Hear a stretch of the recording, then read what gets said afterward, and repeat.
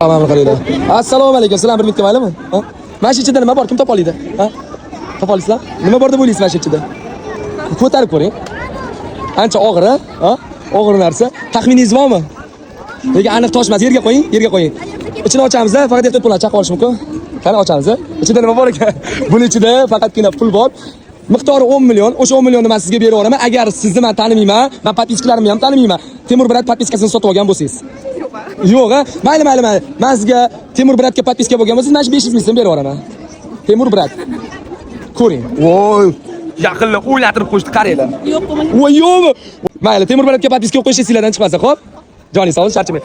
Yaqinlar qaranglar, mana sizlar shu narsani ko'rib turibsizlar, tez bizga podpiska qo'yinglar.